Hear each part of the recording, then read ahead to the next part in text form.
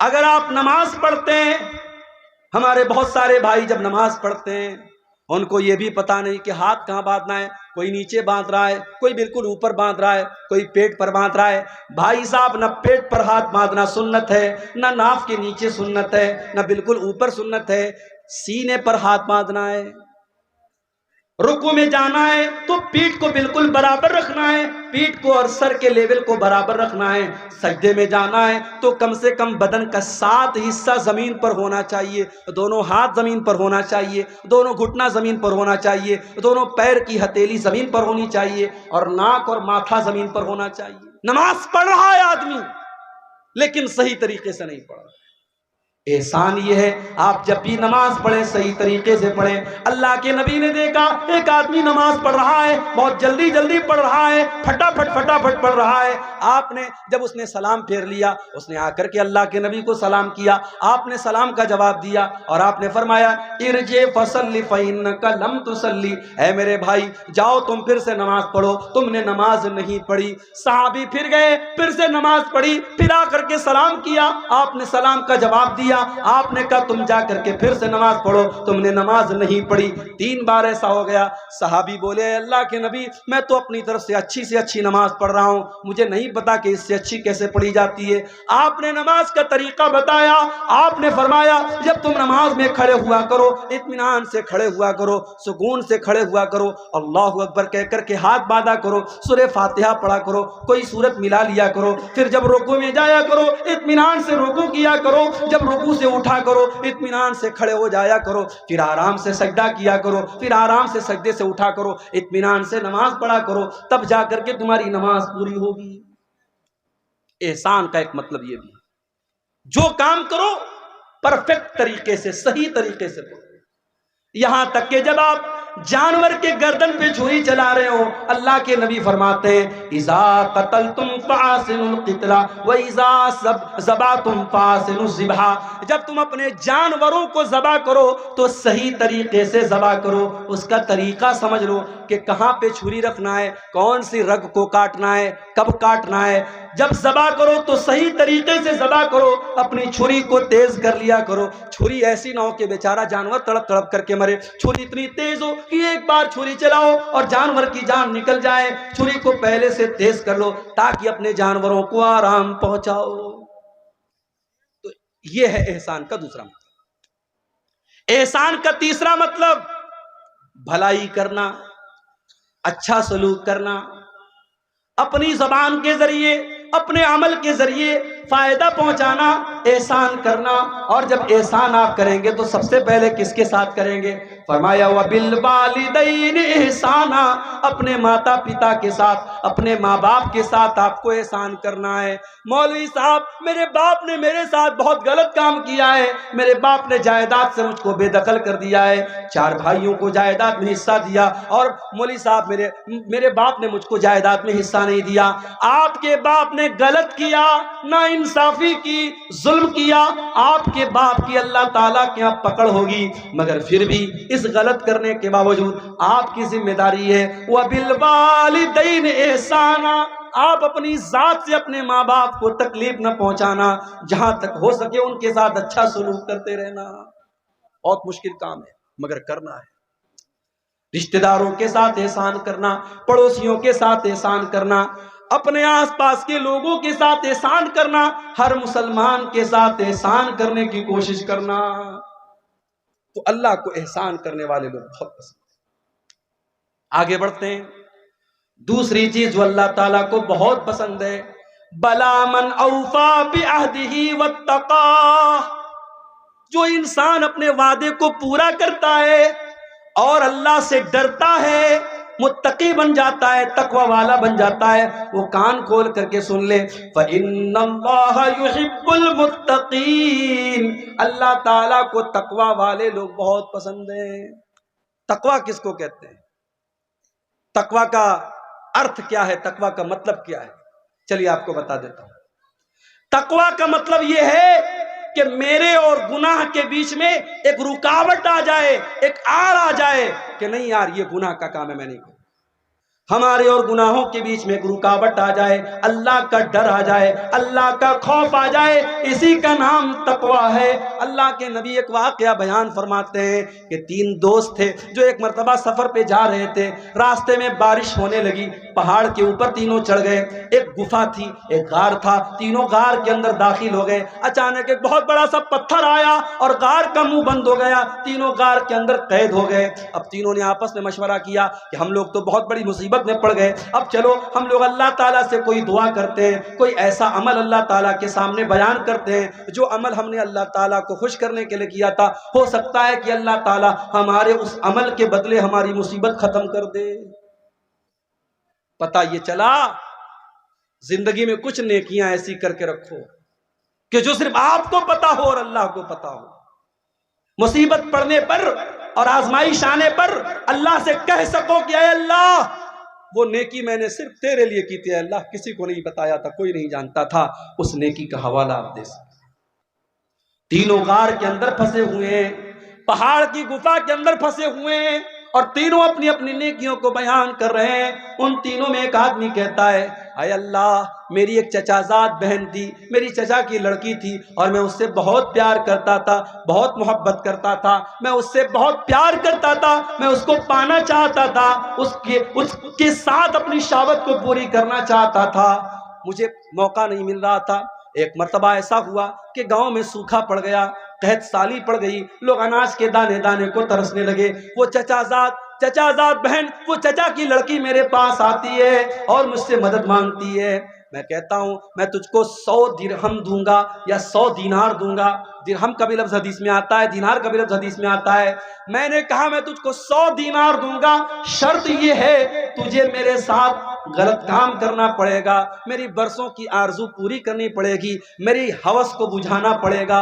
اے اللہ وہ مجبور اور بےکس لڑکی حالات سے مجبور ہو کر کے میرے ساتھ اس غلط کام کے لیے تیار ہو جاتی ہے، اور جب وہ ٹائم آتا ہے، جب وہ وقت آتا ہے جب میں اس کے ساتھ بدکاری کرنے والا تھا، غلط کام کرنے والا تھا، زناکاری کرنے والا تھا، عین موقع پر اس لڑکی کی زبان سے ایک لفظ نکلتا ہے، وہ کہتی ہے اتق اللہ، اتق اللہ، اے فلاں بن فلاں، اے میرے چچا کے بیٹے اللہ سے ڈر، ولا تفض الخاتم الا بحقہ، جس چیز کو تجھے ادھیکار نہیں ہے استعمال کرنے کا اس چیز کو تو استعمال نہ کر، جس چیز پر تیرا حق نہیں ہے اس چیز پر تو اپنا حق استعمال نہ کر۔ اے اللہ جب تیرا نام میں نے اس لڑکی کے منہ سے سنا میں ڈر گیا، میں نے فوراً اپنا ارادہ چینج کر دیا، میں نے اس کو پیسہ بھی دے دیا، میں نے دینار بھی دے دیا، اور اپنے غلط کام سے میں نے توبہ کر لی۔ اے اللہ اگر یہ سچا عمل میں نے تیرے ڈر سے کیا ہے، اے اللہ ہماری مصیبت کو دور کر دے۔ لمبی حدیث ہے، تینوں نے دعا کی، اللہ تعالیٰ نے مصیبت کو دور کر دیا۔ میرے پیارے ساتھیوں تقویٰ اسی کا نام ہے، تقویٰ اسی کا نام ہے۔ ہمارے اور اللہ کی نافرمانی کے بیچ میں اور گناہ کے بیچ میں ایک بیریئر آ جائے، ایک رکاوٹ آ جائے، ایک دیوار کھڑی ہو جائے، اسی دیوار کا نام تقویٰ ہے۔ اسی لیے بہت بڑے امام پیدا ہوئے ہیں، حضرت امام طلق بن حبیب۔ امام طلق بن حبیب کہتے ہیں تقویٰ کا مطلب اور تقویٰ کا ارتھ بتاتے ہوئے کہتے ہیں کہ تقویٰ یہ ہے کہ تم کوئی نیکی کا کام کرو اللہ تعالیٰ کی روشنی میں کرو، اللہ کی روشنی میں تم نیکی کا کام کرو، اور اللہ کے ڈر سے، اللہ کو راضی کرنے کے لیے کرو، اور کسی گناہ سے بچو تو اللہ کے ڈر سے بچو، اور اللہ کی طرف سے روشنی میں، اللہ کی روشنی میں اس گناہ سے بچ جاؤ۔ اور حضرت ابو ہریرہ اور بعض روایات میں حضرت عمر کا نام آتا ہے کہ حضرت عمر فاروق نے حضرت ابی بن کعب سے پوچھا تھا کہ اے ابی بن کعب تقویٰ کس چیز کا نام ہے؟ حضرت ابی بن کعب بھی صحابی ہیں، حضرت عمر بھی صحابی ہیں، صحابی سے پوچھ رہے ہیں کہ تقویٰ کس چیز کا نام ہے؟ حضرت ابی بن کعب کہتے ہیں اے امیر المومنین حل مررت بطریق ذات شوکت، کیا آپ کبھی ایسے راستے سے گزرے ہیں جہاں دونوں طرف کانٹے دار جھاڑی ہو، جہاں دونوں طرف کانٹے دار راستہ ہو؟ حضرت عمر نے کہا کہ ہاں ایسے راستے سے میں گزرا ہوں۔ حضرت ابی بن کعب نے کہا ایسے راستے سے اگر آپ گزریں گے تو کیسے گزریں گے؟ حضرت عمر نے کہا اوشمر عن ثوبی، اپنا کپڑا سمیٹ لوں گا، اپنے دامن کو بچا لوں گا اور سنبھال کر کے قدم رکھوں گا تاکہ کہیں کوئی کانٹا مجھے چبھ نہ جائے۔ کہا اے امیر المومنین یہی تو تقویٰ ہے، یہی تو اللہ کا ڈر ہے۔ چاروں طرف شیطان کے بچھے ہوئے کانٹے، خواہشات کے کانٹے، اچھاؤں کے کانٹے، شیطان نے چاروں طرف کانٹے بچھا دیے اور ان کانٹوں سے اللہ کے دین پر بچتے ہوئے چلتے چلے جانا، اسی کا نام تقویٰ ہے۔ میرے پیارے ساتھیوں، دین کے اوپر چلنا آج کے دور میں آسان کام تو نہیں ہے۔ آپ دین پر چلیں گے، دنیا آپ کا مذاق بھی اڑائے گی، آپ کے ماں باپ بھی آپ کے خلاف ہو جائیں گی، آپ کی بیوی بھی آپ کو تانا مارے گی، آپ کے سماج میں بھی آپ کو لوگ بہت برا بھلا کہیں گے، مگر آپ کو تقویٰ کے راستے پر چلتے چلے جانا ہے۔ جو صحیح ہے، جو اللہ کی نظر میں بہتر ہے، جو اچھا ہے، ہمیں وہی کام کرتے چلے جانا ہے۔ ارے پبلک کو خوش کرنے کے چکر میں نہ پڑو، پبلک تو کبھی آپ سے خوش نہیں ہوگی، لوگ تو کبھی آپ سے خوش نہیں ہوں گے۔ جب آپ مر جائیں گے، جب آپ کا انتقال ہو جائے گا، آپ کی قبر پہ جب لوگ مٹی دینے آئیں گے، لوگ کہیں گے یار بڑا اچھا انسان تھا، بڑا نیک انسان تھا۔ لوگ آپ کی تعریف آپ کی زندگی میں بہت مشکل سے کریں گے۔ میرے پیارے ساتھیوں، لوگوں کو خوش کرنے کے چکر میں نہ پڑنا، اللہ کو خوش کرنے کے چکر میں پڑنا۔ اسی لیے ایک مرتبہ حضرت معاویہ رضی اللہ تعالیٰ عنہ نے حضرت عائشہ کو خط لکھا اور کہا کہ اے اماں عائشہ، مجھے کوئی مختصر سی نصیحت کر دیجئے جو میرے کام آئے۔ تو حضرت عائشہ نے اللہ کے پیارے نبی کی حدیث لکھ کر کے بھیج دی۔ کہا اے امیر معاویہ، میں نے اللہ کے پیارے نبی کو یہ فرماتے ہوئے سنا ہے، من التمس رضا اللہ فی سخط الناس، جو انسان اللہ تعالیٰ کو راضی کرتا ہے، لوگوں کو ناراض کر کے اللہ کو راضی کر لیتا ہے، اللہ کو خوش کر لیتا ہے، ایسے انسان کے لیے اللہ تعالیٰ کافی ہو جاتا ہے، اللہ اس کی مدد کرتا ہے۔ وَمَنِ الْتَمَسَ سَخَطَ اللَّهِ بِرِضَى النَّاسِ، اور جو اللہ کو ناراض کر کے لوگوں کو خوش کرنے کے چکر میں پڑ جاتا ہے، اللہ ایسے بندے سے روٹھ جاتا ہے اور اللہ اس کو لوگوں کے حوالے کر دیتا ہے۔ تو تقویٰ یہ ہے میرے پیارے ساتھ، لوگوں کی پرواہ مت کرو، اللہ کی پرواہ کرو، اللہ کا ڈر ہمارے دل میں پیدا ہو جائے، اسی کا نام تقویٰ ہے۔ اور اللہ کو متقی لوگ بہت پسند ہے۔ اور آگے بڑھیے، اللہ تعالیٰ کو ایسے لوگ بھی بہت پسند ہیں جو توبہ کر لیتے ہیں، جو گناہ کرنے کے بعد، غلطی کرنے کے بعد ان کے دل میں یہ احساس پیدا ہوتا ہے کہ میں نے غلط کام کیا ہے۔ آپ گاڑی چلا رہے ہیں، لابھا اسٹیشن آپ کو جانا ہے، غلطی سے آپ نے مالدہ والا شمسی والا راستہ پکڑ لیا، راستے میں احساس ہوا کہ یار میں نے غلط ٹریک پکڑ لیا، آپ نے گاڑی کو گھما دیا، یو ٹرن لے لیا۔ عربی میں یو ٹرن لینے کو توبہ کہا جاتا ہے۔ اللہ کے دین سے آپ ہٹ گئے، کوئی گناہ کا کام آپ نے کیا، اچانک آپ کو احساس ہوا کہ میں نے غلط کیا، جہاں آپ کو احساس ہوا آپ نے اپنا راستہ فوراً چینج کر لیا، آپ نے گناہ کو چھوڑ دیا، اسی کا نام توبہ ہے۔ اور اللہ قرآن میں کہتا ہے ان اللہ یحب التوابین، او لوگو اللہ تعالیٰ توبہ کرنے والوں سے محبت کرتا ہے۔ ایک بات بولوں، ہم انسان ہیں، ہم فرشتے نہیں ہیں۔ کوئی جتنا بھی نیک انسان اور متقی انسان ہے، اگر وہ یہ کہتا ہے کہ میں نے کبھی گناہ نہیں کیا، جھوٹ بول رہا ہے۔ ہر انسان کے دامن پہ دو چار دھبے موجود ہیں میرے بھائی۔ یہ الگ بات ہے کسی کے دامن کے دھبے نظر آ رہے ہیں اور کسی کے دامن کے دھبوں پر اللہ تعالیٰ نے پردہ ڈال کے رکھا ہے، لیکن ہر انسان گنہگار ہے۔ گناہ کا ہونا یہ بڑی بات نہیں ہے، گناہ کا ہو جانا یہ کوئی بہت بڑی بات نہیں ہے۔ گناہ کے ہونے کے بعد دل میں اگر یہ فیلنگ آ رہی ہے، یہ احساس ہو رہا ہے کہ ہم نے غلط کام کیا ہے اور آدمی توبہ کر لیتا ہے، تو ایسے لوگوں اللہ تعالیٰ کیا کامیاب ہو جائیں گے۔ اللہ نے فرمایا والذین اذا فعلوا فاحشة او ظلموا انفسهم ذکروا اللہ، میرے نیک بندے وہ ہیں، میرے جنتی بندے وہ ہیں، جب ان سے کوئی غلط کام ہو جاتا ہے، کوئی گناہ کا کام ہو جاتا ہے، جب وہ اپنی جان کے اوپر ظلم کر لیتے ہیں، ذکروا اللہ، وہ اللہ تعالیٰ کو یاد کرتے ہیں، فاستغفروا لذنوبہم، اور اپنے گناہ کی معافی مانگتے ہیں، اللہ سے اپنے گناہ سے توبہ کرتے ہیں، استغفار کرتے ہیں۔ وَمَن يَغْفِرُ الذُّنُوبَ إِلَّا اللَّهُ، اور اگر اللہ تعالیٰ معاف نہیں کرے گا تو کون کرے گا؟ اگر اللہ نہیں کرے گا تو کون کرے گا؟ وَلَمْ يُصِرُّوا عَلَىٰ مَا فَعَلُوا وَهُمْ يَعْلَمُونَ، اور اللہ کے نیک بندے گناہ کے اوپر جمے نہیں رہتے، گناہ کے اوپر ڈٹے نہیں رہتے۔ گناہ کے اوپر کبھی ڈٹنے کی کوشش مت کرو، کبھی گناہ پر ڈٹائی مت کرو میرے پیارے ساتھیوں۔ اگر گناہ ہو گیا، غلطی ہو گئی، اللہ کی نافرمانی ہو گئی، تو ابلیس والا طریقہ مت اپناؤ۔ ابلیس کا طریقہ کیا تھا؟ ابلیس نے غلط کام بھی کیا، اور جب اللہ تعالیٰ نے کہا کہ تو نے سجدہ کیوں نہیں کیا آدم کو، تو ابلیس نے ڈھٹائی سے کام لیا۔ ابلیس نے کہا میں کیوں سجدہ کروں، میں بہتر ہوں آدم سے، تو نے آدم کو مٹی سے بنایا، مجھے آگ سے بنایا، میں کیوں سجدہ کروں آدم کو۔ ابلیس نے گناہ بھی کیا، اور گناہ کرنے کے بعد اپنے گناہ کی دلیل بھی دینے لگا، اور گناہ کے اوپر ڈٹ گیا۔